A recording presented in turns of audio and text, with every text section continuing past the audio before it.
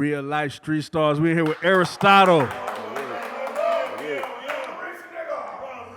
Now, before we get all the way into it, for all these niggas ain't knowing, deaf, dumb, stupid, living up under a rock, man, tell them where you from. I'm from Atlanta. Atlanta, man.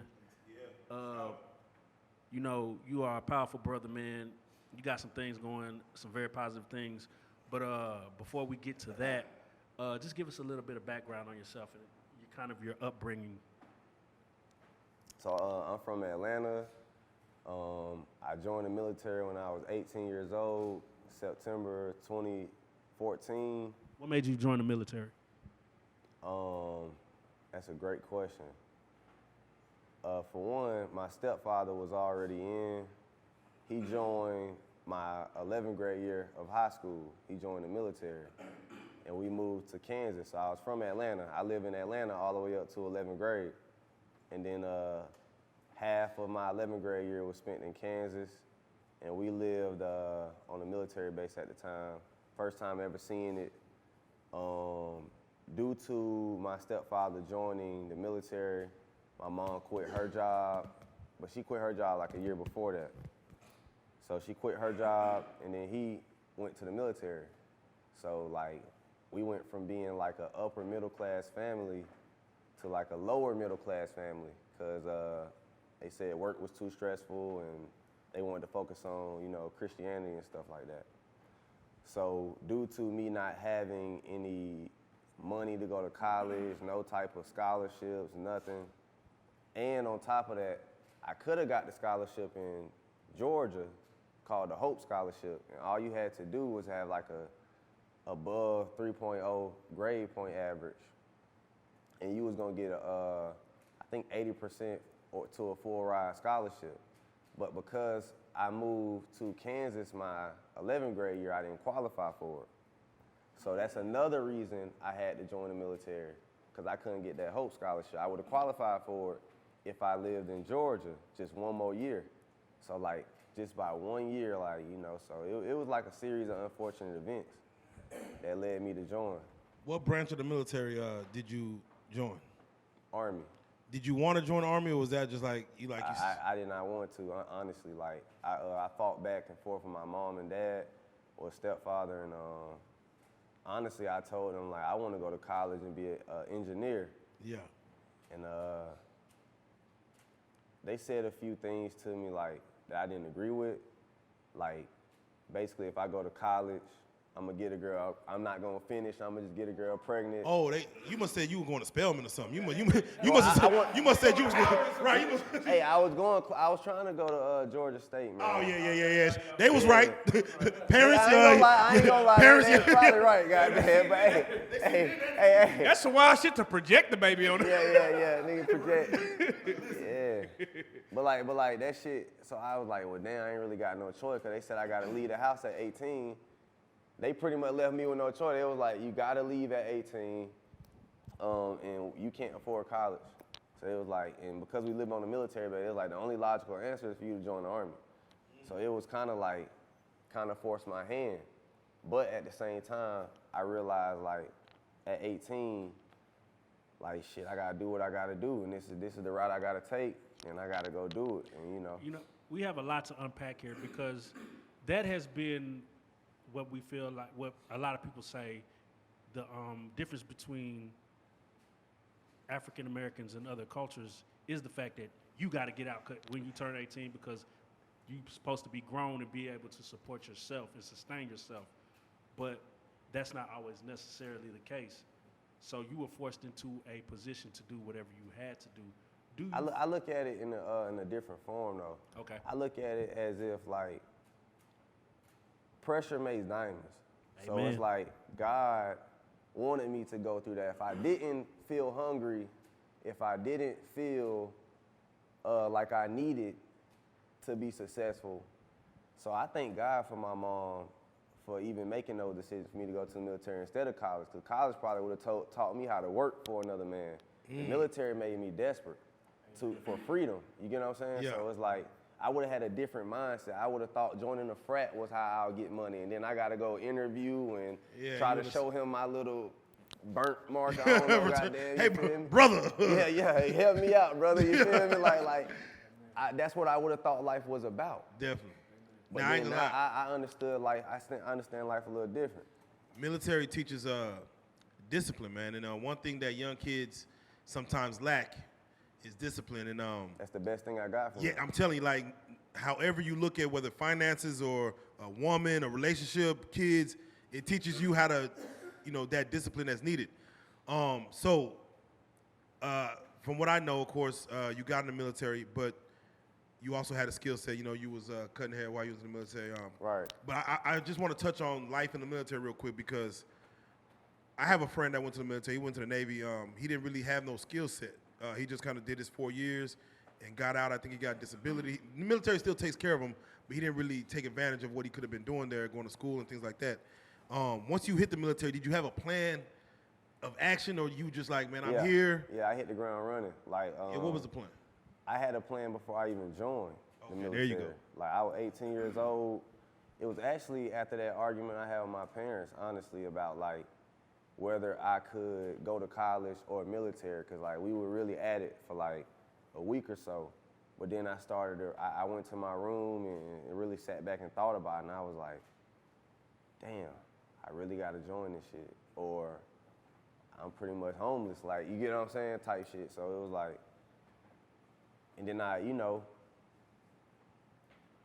mom did say, like, I just want you to go and try. So that way, and you could come back if you fail. But, like, so I'll say that, my mom did say that, but like, I'm a failure isn't an option type guy, or I gotta prove that I don't need anyone type guy, because I've always been that way since I was little. Since I was 9 years old, I've been hustling. You know what I'm saying? So. Hustling what at night? What were you, candy man? Were you the candy? That was middle school. But when I was 9, my first job ever was knocking on people's doors and taking out their trash. So that was my first job ever. We were living in apartments called Southern Trace, Conley Road, Atlanta. Man, it's funny because when I was about that age, I used to knock, in the wintertime, I would knock on people's doors and try to sell them wood. But The burn. Yeah, but I didn't know shit about central air conditioning. Right. I ain't. That's hard. Nigga, we got heat in this motherfucker. You know? Okay, so you joined the military. Fast forward a little bit, you're coming out of that. What's your next step? When I came out of the military? Yeah. I came out of the military March 20 of 2020. So when I came, That's right when COVID hit boom, the NBA. Boom. Okay. That's a story in itself. You feel me? Nah, for real. March 16th, NBA shut down. Yeah. It's over. I was at the game when that bitch shut down too. That shit was crazy. It's over, COVID. And you were out, but you came out. The game, the plan you put in place was already in place. I was a millionaire. You was a millionaire. You came out with it. I got no. Wait. No, yeah. Oh shit! You got unpack. Oh, fuck. You came out the military millionaire? Yeah. Okay, so yeah, okay, my bad. Yeah. So what happened? What did you begin to do in the military? So as far as what you're doing now to build your wealth, how did that begin? How did that mindset, That shit process was on start? some like Rocky type shit or Creed type shit. I really sat in the room on some mad shit. Like, you ever seen those movies where the man just sitting in his room mad at like how fucking mediocre he is? Yeah. And just like, bro, I gotta go fucking do something. Like, I really just had that like sit down with myself, like just pissed off in my barracks room. You got frustrated into being a millionaire. That's some real shit. Like, that's some real shit. Yeah, cause I just felt like it was too easy. Like, I felt like getting money was way too easy for me to be wasting my potential. Like, it was like I knew, but see, one thing about me, my parents didn't believe how smart I was. Nobody in the world believed how smart I was. Only I knew it. So you was on some Kanye shit. Like, Yeah, I know where I'm exactly. at. That's why I resonate with him, because I'm like, I remember how that felt. How only I believed in it, and then when I met this girl, Yeah, because you posted that on your gram about how your wife now helped y'all got married prior to you being a millionaire. yeah. Yeah. Yeah. We actually, I became a millionaire maybe a year and a half after marriage. But like the plan, so like we got married. So remember, I got in the military March 20th, 2020. We got married June 10th, 2018, right? Right. So I was, exactly. Well, I got in 2014, so this was my 4th year in when we got married. So I had 2 years left on my contract when we got married. So when you get married in the military, your money doubles. So I was already financially savvy before that, just making $2 grand a month in the military. That's all I made. But I was making $3 grand cutting hair a month. So what I would do is I would live off my $2 grand and invest the $3 grand. So that was my plan. And I tell people, hold up. I always tell young people, the first thing you need to do is get 2 streams of income. Cause they asking me, how do I get to your level? All I do is tell them the first thing I ever did. I had 1 strong string of income, and then a second. You have to have 2 strong streams of income, live off one, and invest the other. Simple as that.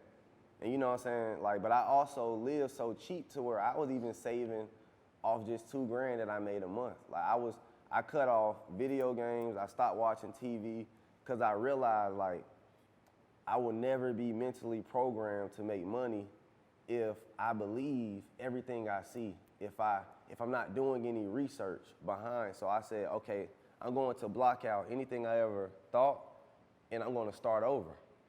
So I went for a minute, I guess you can say I just went blank and stupid and said, I'm going to start here, and we going to, you know what I'm saying, like learn everything we can. What's credit? What's the stock market? What's this? What's that? I just took myself to school. You know what I'm saying? So.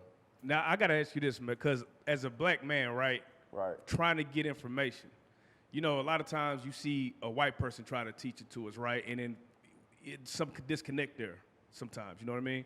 How did you acquire the information you needed to start saying, okay, I'm going to hit the stock market, and this is what I'm going to invest in, and actually have the courage and know, all right, this is what I need to do? It came from barbering, honestly, because I went on YouTube and literally self-taught myself how to barber, and I'm making $3K a month off that.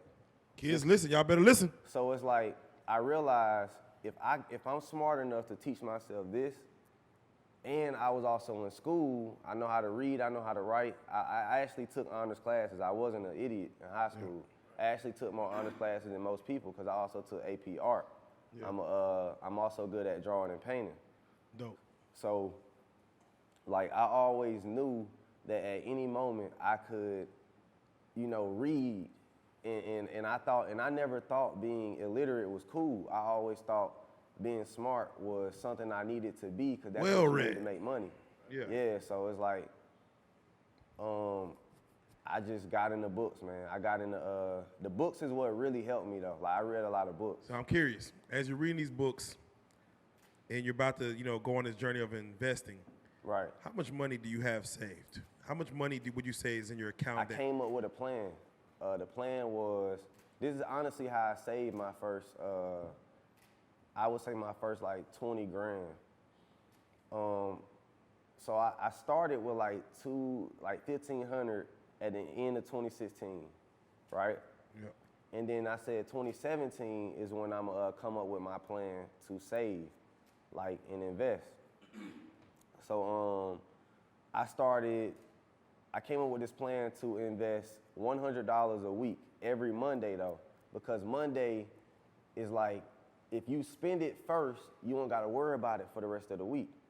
So every Monday, automatically, $100 coming out of my account into this investment account called Acorns, right? There you go. I fuck with Acorns. Yeah. Fuck with Acorns heavy. So I did that but I already started in 2016 though.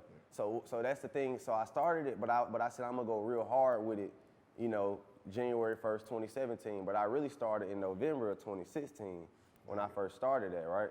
So I come in with about 2,000 to like 1,500 invested into Acorns, and then the whole 2017, as my money depositing, I'm studying the stock market as my money is investing. Smart man. You get what I'm saying?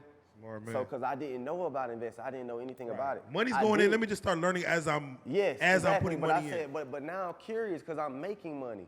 So I'm like, okay, if I can figure out how this app is making money, I can get rich. Cause I'm like, I feel like they're scamming me in a weird way. Cause I'm like, and then I realized, oh, they're investing into an ETF called Vanguard, VOO, which is, you know, ETF is an exchange traded fund. All they are is a fund who invest in lots of stocks like Apple, Microsoft. They have a diverse portfolio, and they let you invest into them as a stock and benefit off their diverse portfolio, right? So once I saw that, I was like, okay, this is just moving with the regular stock market.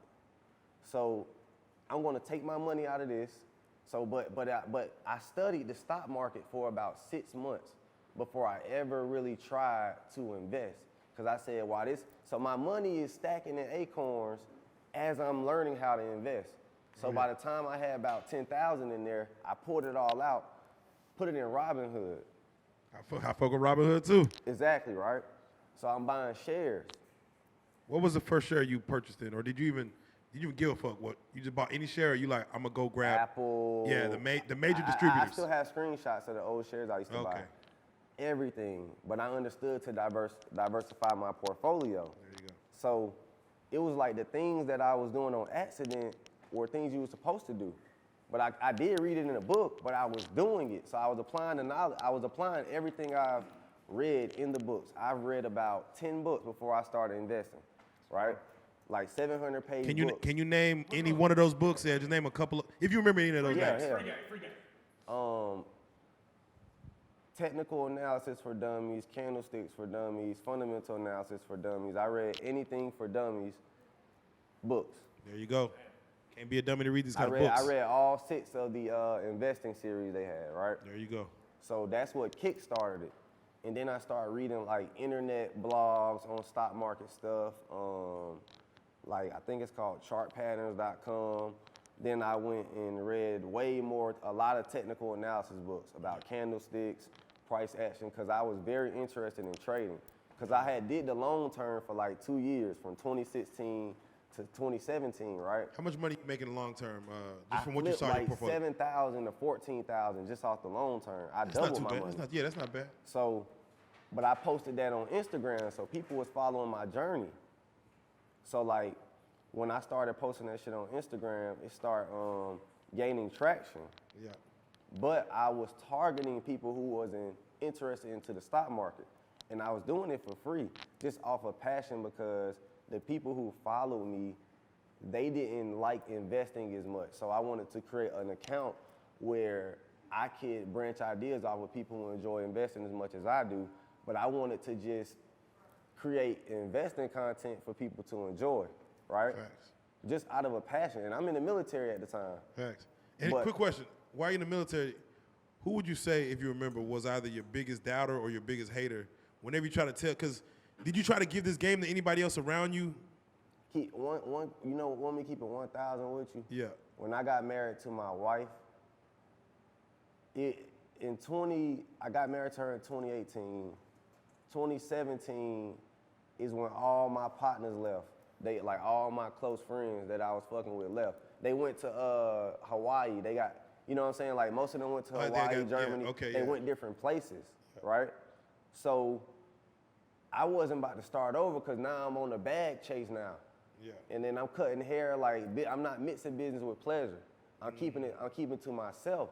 So what that allowed me to do is not receive any outside energy. There you go. I didn't have nobody, because I didn't have nobody to listen to. And I feel like that's why I made my first million. Because I felt like if I was around anybody at that time, I would have fucked up and listened to them somewhere. Yeah. But I only listened to myself for that whole first million. That's real. What was the investment that got it done? It was a numerous of them. I was long-term investing. I was still doing my long-term thing. And then, but like, when I wrote the book on how I long-term invested, So literally during my journey of long-term investing, I wrote a book.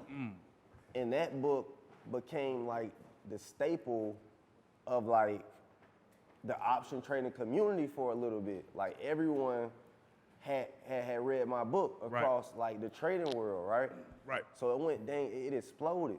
So I made my first $500,000 off that book. Off the book. Do you think that the success of the book came because we don't see a lot of black, like I said, as a black person trying to learn investing, you start looking at these videos and you see a lot of the white people. When you see a black person that actually getting it, that's fresh, young, you know what I'm saying? They probably might have gravitated towards you a little bit more because it's like, oh, he look like me. I wrote that book 4 years ago, and to this day, I still make $1,000 a day off that book. That's crazy.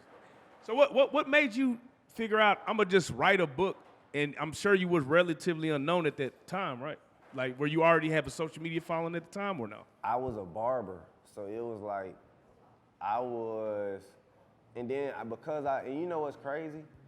Like, I appreciate my mom, because it's like the things she did, even though some people can look at them as bad, they were helpful to who I am today. Like, it's like the fact that we moved to so many different places and I met so many different people. Right. Like my mom, we didn't live in a single place for more than 3 years.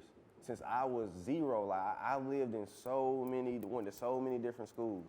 So by the time I get to like elementary school, that's when social media come out. So by the time I get in middle school, 6th grade, I got my elementary school people still following me, but I'm still going to schools after schools after schools after schools. So I'm building up a following of people that I just kept meeting over time because we kept moving so many places. But because I was a people's person, I would like, when I become the new kid, it's like a clique that automatically want me to flock to them. Right. But like, I always stood on my own too because I always felt like I wasn't gonna be here alone. Like, you get what I'm saying? So it was like, I always kind of like just, kind of stayed away from people. Right. And that's why like when I was in the military, I still never joined no cliques and that's one thing they really didn't like about me. I didn't want to be no little homie to nobody. I didn't want to. You always stood as a man. On my own too, because that's how I was. But they don't know my background. They don't know I always been moving, and I always been meeting new people. Right. And the military was just another thing like it. So I gotta ask you this, man. Fast forward to this day and age, right? There's a lot of different things out there, right? You got NFT, you got the NFT wave, you got the Dogecoin wave, you got all these different things that I feel like black people don't want to miss out on, so they just invest blindly without knowing anything about it. What would you say was the best investment within the last 2 to 3 years? Like fast forward 2 years ago? Yeah, like from let's say from today to 2 years. Oh, from today. From today to 2 years ago, what do you think was the best investment in the past 2 years since the pandemic? Easily crypto and stocks. Easily. And then some houses. But you gotta think, my generation couldn't take advantage of this real estate boom. Y'all generation can. Yeah. So it's like, we done missed that wave. So for my generation, it's easily crypto and stocks because crypto, when the pandemic hit in March, right? When I just got out there in March 2020, Bitcoin was at like 4,000. Right? Right. Ethereum was at like $100 and some. So, and then stocks, Microsoft, Tesla, Apple, anything you want to name was on sale during that time. When the pandemic was at its lowest. That was the time for every American, but we were all scared. Right. And that's why they say buy when everyone is fearful. Wait, you mean when we was all scamming? No, when we were all scared. Yeah. Boys got that PPP. No, but I was gonna say, because we might not see anything like that. We probably haven't seen nothing like that since the Great Depression when it comes to like, man, I mean, I'm talking again. I got my gun loaded. Exactly. So like, so for you, right? I actually invested in a lot of that though during that time. But I wish I would have put in way more. Right. You know what I'm saying? Like, don't get me wrong. I caught a lot of that. Right. So and again, this is where we get to the game part. We just want to give people game. What percentage of your income would you say is an investment opportunity that someone should utilize without freaking out, saying, "Oh, let me pull my money out"? What percent should they put in that they should have to play with in the stock market. In the stock market or crypto. Education first. That's what they need to invest in. Let's start with that, yeah. Buy the books first. Courses, books, chats. Like YouTube University for stocks, is that helpful for people, you think, or would you push them away from that? I'm gonna keep it 1,000 with you. If I wanted to learn real estate, I'm not going to YouTube first. Yeah, I feel you. Because I'd rather go to a real estate person who's done it and go talk to them. Because what we fail to realize is trying to reinvent the wheel is how you don't get rich quick. Yeah. When you try to say, I'm gonna do some new shit. I'm gonna do this myself. I'm gonna go do this myself. The reason why I'm here today is because, hey, bro, how'd you do that? Hey, I ask questions. Yeah. Like, you get what I'm saying? Like, I go seek the information. I'm not afraid to ask. I'm not prideful to say I don't know. Yeah. Can you teach me? I'll exchange this for you. What you need. So, all that cost, I'll pay for it. You know, in our community, a lot of people don't want to give up that game. Did you get any pushback from people I like didn't not learn want from black people? Oh, see, boom. See, hey, listen, man. We Man, he told you. unpacking this as we go. No, keeping it 1,000 with you, bro. Like, I was around when I first started trading. Straight up, white boys are who I knew at the time, whether it was white, Indian, Asian, and then the black people were the people I was teaching. I was the black person who knew the stocks, so I didn't know any other black person who knew stocks besides me at that time. Right. So, like, for you, right, you acquiring all this knowledge, we always have this debate, man. Is there a glass ceiling on things that we can do? Because, you know, as black people, sometimes we feel like we want to blame the white man. There's nothing, you know, and I always feel like, bro, we can get the knowledge. There is a glass ceiling, but it has nothing to do with money. The glass ceiling is Power. The control and how much power and how much influence we think we'll have in politics. That's a pipe dream we might as well kill. Right. You get what I'm saying? Well, the military is owned by the white man, the banks, the jails, all that. We need to cut this whole one day we gonna be president and rulers of all this. It's not happening. But money we can go get. Right. You get what I'm saying? After you acquired this money, right, what was the biggest thing that you think you learned as far as the difference between being, you know, a regular 9-to-5 or, you know, working man to being a millionaire? Mindset is so insane, the flip of what this is. Like, for instance, like when you regular, some regular people think it's a sense of greediness to go get money. Like or a sense of I don't deserve it, or also I can pray for it and it's gonna just come and fall in my lap. Some people have a lot of it's gonna fall in my lap mindset. And I believe once you have that, oh snap, nothing's gonna fall in my lap, like zero, you're gonna make a lot of money when you stop thinking stuff is gonna come to you. So people should stop playing the lottery. Yes. No, seriously. Bro, I know people that are dedicated to scratching off some motherfucking money. That mindset is what, like the lottery, even sometimes Christianity, in my opinion, gives people this mindset of false hope. Yeah, let me pay my tithes. Something's going to happen to me. Rain down on for no reason. And then we go share those one or two stories and we all put faith into those. This man hit the lottery. This man was walking down the street, someone heard him sing, and he found a bag of money and gave it back. And now he's a singer on Hollywood. He's at American Idol. We go look at those stories and then we fall for it instead of going to try to create our own narrative in our own books. So that's why I stopped watching TV, because I realized this is making me think about narratives that I'm not creating on my own. I gotta create my own. So let's get to it, man. You come out the military, man. You're let's just say multi-millionaire, man. What is your first guilty pleasure purchase? I'm gonna keep it 1,000 with you. I would say that 2019 Camaro SS. That was my first one. When I was 2019, in 2019 I made like $500,000 that year. Yeah. But when I made my first $250K, I went and spent some money on a Camaro. I spent like 20 grand down payment on it. That's what you wanted right there? Or was it something else? I wanted that. You wanted it. Because it was a flex. Like when you in the military, if you got that brand new SS, then I'm a specialist. So I'm lower ranking. I'm buying a 2019, and then I go buy my wife a 2019 Chevy Blazer, the new one. So I go buy 2 cars that year. Like just going crazy. Man, I love it when a nigga said his. I'm sorry. When a young man says his flex is the Camaro, nigga.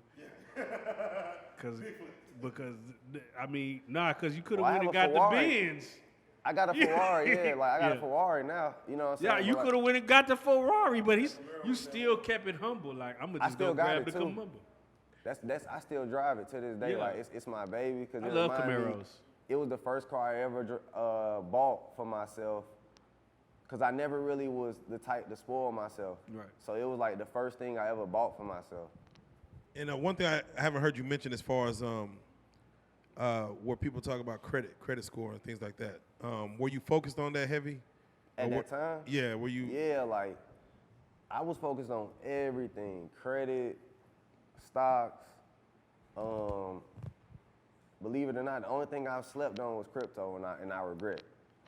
But I knew about it. I was informed, everything, and slept on it. I didn't start buying crypto until about 2020, so I still caught some, don't get me wrong, but like I could have, like I had the info back in 2016, I had it in my lap.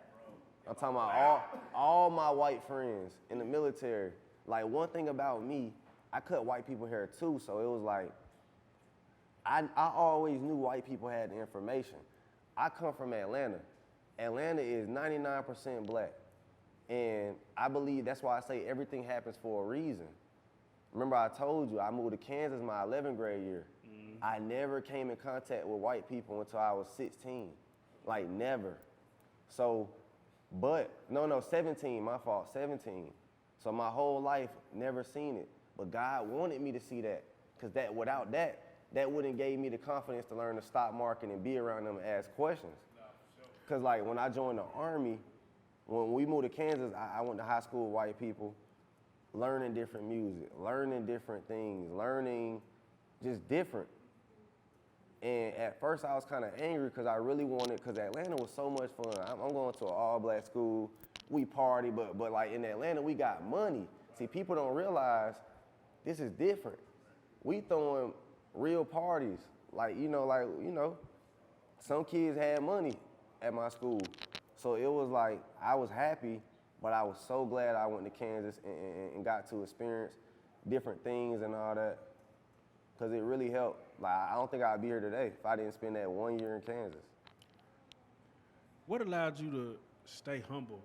Because I don't know a lot of men who would have been able to make $1 million and be like, and not feel like they ain't the shit and start just having it their way. I think I'm the shit. Nah, because here's what I say, like you kept it modest. Now you have the nice things, but it's like, now when you walked in here, someone had to tell me you were a millionaire. Where I'm from, a lot of niggas will tell you, yeah, nigga, I'm a millionaire off this shit. That wasn't even your aura. That wasn't your persona. I'm a millionaire. So what keeps you humble? I mean, or you might not be humble. I just met you today. Over time, no. I do have a sense of humbleness to myself. Over time, you'll learn that you don't want people to judge you based on the money you make. Amen. You want them to size you up based on the things you say, the things that come out of your mouth. Like, you know what I mean? Mm-hmm. So it's like, I don't want people to, when they first glance me, oh, he's rich. Now, granted, people know me, so they know that. But at the same time, like, I want it to be like, the first thought is, like, intellect first. You get what I'm saying? Like, respect my mind over my money. Right. You get what I'm saying? That's facts. And so I got to ask, hypothetically, let's say, you meet your wife before you start investing. Mm-hmm. You start investing, you become a multimillionaire, you're young and rich. If let's say things don't work out with said wifey, and you did all the investing, you read all the books, in your opinion, what does wifey deserve who was there before you start ever reading books and investing? Shit, half. Half? Yeah, like money ain't shit, man. I'ma flip it again. So it's like I'm a different breed. You can leave me with 100K. You can leave me with 100K. I'll be a millionaire by the end of the year. Is it even a fight? Because I see what Dr. Dre went through, and he makes so much money. I'm like she was there before the deals. She actually helped me with the money. Like if I was shooting in the gym like Kobe, she ain't getting half. Okay, yes. But like my wife. But she actually helped. Oh yeah. So for a man who, again hypothetically, not your situation, but yeah, a young black rich man who did all the work himself and just she was there for the ride to, cook, clean, support, just be there to hey, you need anything? Okay, I know you got it. Do she get half? If you could flip it and make more, just that easy. I mean, personally, man, if the government gonna allow her to get half anyway, what can I do about it? You get what I'm saying? So it's like, I'm a hustler.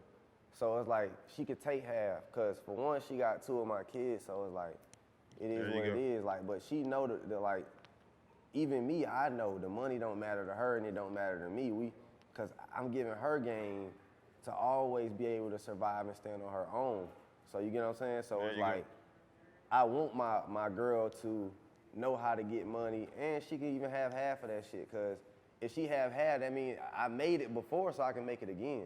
That's big facts. You get what I'm saying? And I'm only, What is it about people that, I know I know somebody personally that it's just like, it's almost like making money is an art. Like it's an art that you can learn. Like people that make money just know how to make money. It's definitely a science. What is it about making money that makes it easier for you to make money? Is it just like you just have a fearlessness, or is it just emotionless? Human psychology are the 2 top things you need, and establishing yourself in a leadership or king position. Right. Meaning like, if this person, you have to establish a leadership role. Some people don't realize when you try to blend in too much, you take away your leadership role when you don't establish yourself as a king or the dominant one. So everywhere I go, in a weird way, I gotta instill some type of king energy or dominance for people to take me serious. Right. Because in order for you to listen to me, you have to see me in the light of I want to listen to him. You get what I'm saying? So what people forget when they start in businesses or anything is having that sense of presence, of confidence, of who you are, if you want to, what I'm saying? But like, that's if you influence them. But as far as making money, it's really about training your brain, for one, to not care about, for one, what outside people think, and to it's really a system. You got to find a system based on human psychology, because you need humans to buy, whether it's tickets, whether you PS5, whether you this and that. You got to know how to control your crowd, and make money from them, and appeal to their emotions, and make them have FOMO, fear of missing out.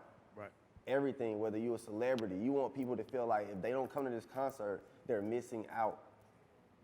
You get what I'm saying? So this is what I want to challenge you right here. Boom. Young man gets the PPP. He gets a good 10 bands. How do you think he should go about trying to make some money? Trying to flip it? Yeah.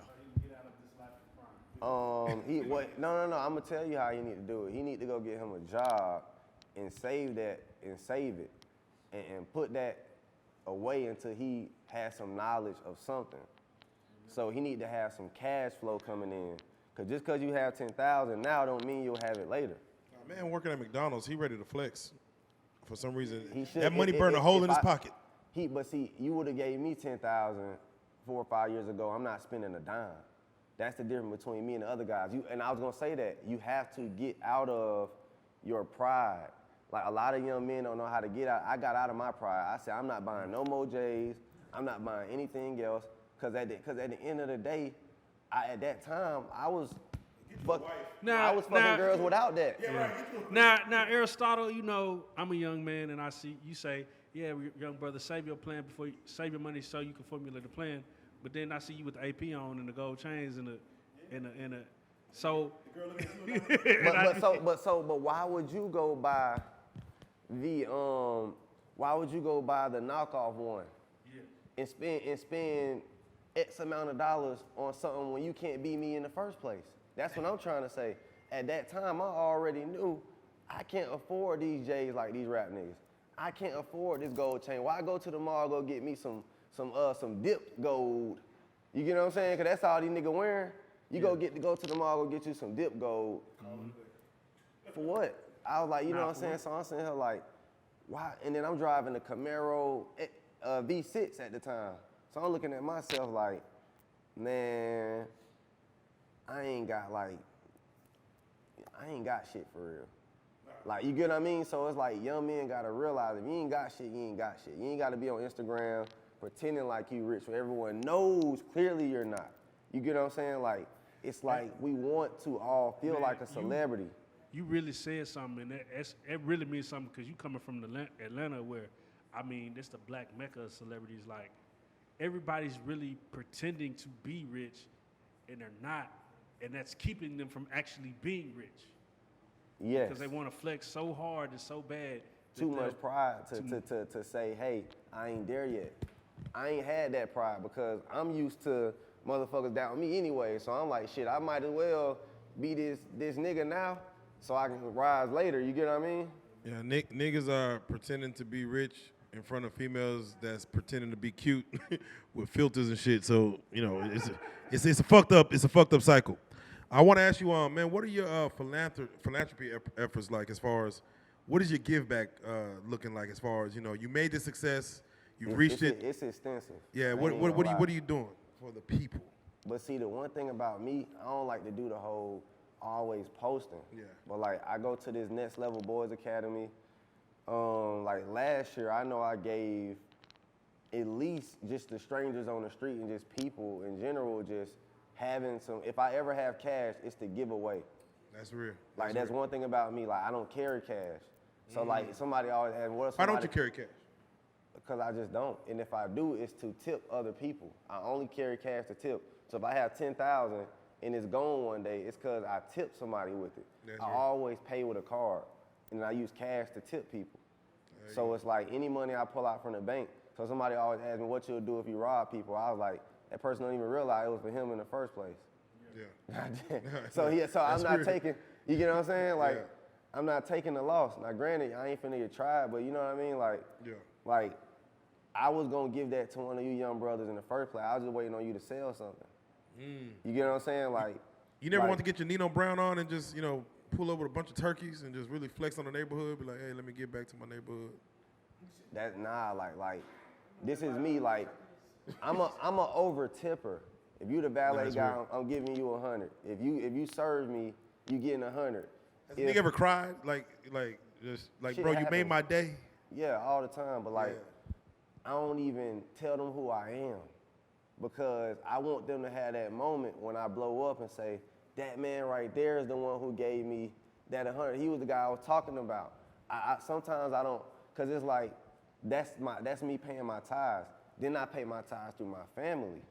You get what I'm saying? Like, I pay my tithes through strangers and family. And homeless men, before I even got rich, if I had whatever was in my wallet goes to them. Like I always gave every dollar I had away from to people. But I do that for my good karma. Like, I do that for my karma. It's funny that you said that because I also do that. I tithe through my community. I also tithe through my church, but I tithe through my community. Yeah, I don't give any dollar to church. I give 100% to family and community. Cause that's me directly blessing the source that I want to bless. Amen. When you have conversations with your mother now about the decisions that were made in the past versus the man you've become now, what are those talks like? It's all love, cause I tell people, because of my mom groomed me into being a millionaire, by telling me to get a job at 16 and saying, I'm not giving you, like when I was 14, my mom was like, not giving you any money, you gotta go earn it. All the money we have is ours. Like that mindset, even if it was malicious, it helped. You get what I'm saying? Like, I won't say it was, I don't know. You get what I'm saying? But I will say this. Everything she did helped me become a millionaire. Got any shout outs?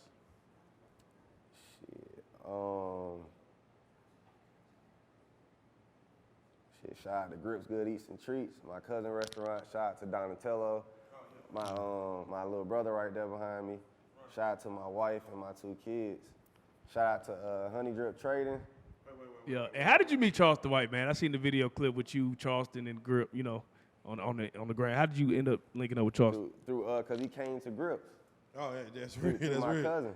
Yeah. That's how, honestly, you know, shout out to my cousin for real. Like, Shout out, honestly, yeah, I met Lil Baby through him. I met 2 Chainz through him. I met. Oh yeah. I met just about everybody. Did through you him. try to give any celebrities game on stocks and day trading and?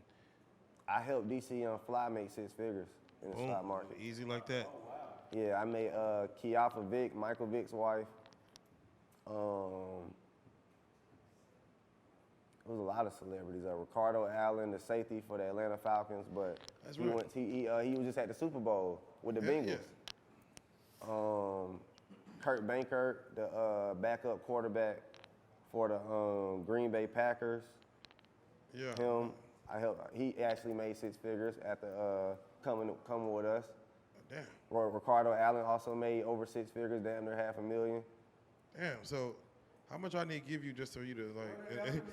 What I need to throw you? You said coming with us. Like, do you have a? Can I throw you something? What's going on when you say coming with us? What does that mean? Like, do you have a entity where people can come? Honey Drip Trading. Okay. That's my chat. But like also my books and my course. Who else? It was a few more. And the rest is just like a lot of business owners I helped a lot of people become millionaires too. Yeah, Reallyfe need to set up a meeting. Over 5 people. That I met personally though, like people still haven't told me. I just go up and meet. I just went and meet some random chat members, and one guy bought a Hellcat because of the money he made off me. I met him today. Damn, that's real. In Dallas, like I went to go. I go meet my members. Oh yeah, we on game now. That I taught and all that. We on game now. For Aristotle and Donatello, these names is like this. Your father named y'all. They gave Aristotle is my real name. That's what I'm saying. Donatello is his rap name. Okay, I say I'm like, I'm gonna say, is he naming it? That's actually my stepbrother, but like he's my real brother. Yeah, like to me, like there you go. I feel we feel each other on a I guess you could say like I ping brains with him. You feel me? So it's like God put people in your life for a reason. Man, blood don't make your family, bonds do. Man, what? Like that's my actual cousin. Yeah. But like we like a tight knit group, us 3. We travel together. You know, we look out for each other. Amen. He got a restaurant. You know what I'm saying? I got my stock market going on. He's a videographer. He handle all the camera stuff. And we really like a real good trio. But like we actually family though. Like you know what I'm saying? So it's like these my boys, and that's who I'm with. Like my circle's small, but they family. Like I don't got no new friend. I don't even play like that. You get what I'm saying? Like it be people trying, but people don't realize I came to the A with $1 million. I came to the A with no friends, 0. You know what I'm saying? I left the army, and I was in for 6 years, so I come home a stranger again. You get what I'm saying? Like that's the funniest story ever. I come home, don't know nobody, so nobody feels entitled to what I have because I made this money in Savannah, Georgia, where I was stationed. So I don't have stories of old homeboys saying, oh, he owed me, oh no, because like I was literally married. My wife was the only person who helped me get this money. So whenever somebody asks like why or what, if something happened, take half. You know what I'm saying? Like, it's yours. You feel me? Like it's the truth. Now, for anybody who want to apply for your courses or your trainings or your books, how would they do that? Link in my bio at Aristotle Investments, Aristotle _ Investments. Hey man, brother, it was definitely a pleasure, man. Very rarely do we get to sit down and talk to intelligent brothers as such as yourself, and it's truly motivating because, like you said, man, you really just honed in, figured out who you were, and became what you are today, and that's what Real Life Street Stars is all about. But 4:30, and I'm actually sad now. We all sad. Reality sets in slow. But $1 million is easy, man. It's not easy.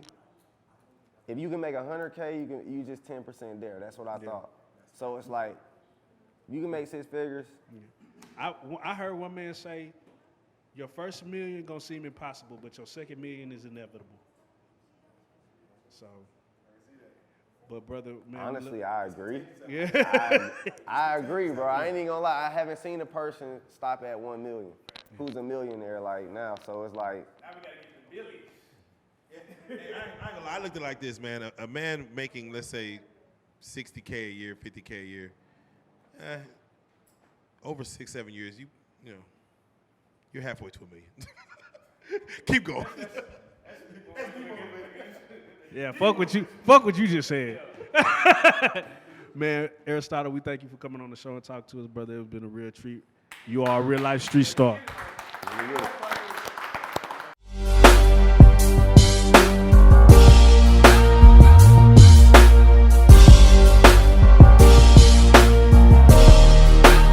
Shout out Real Life Street Stars, nigga. Moving.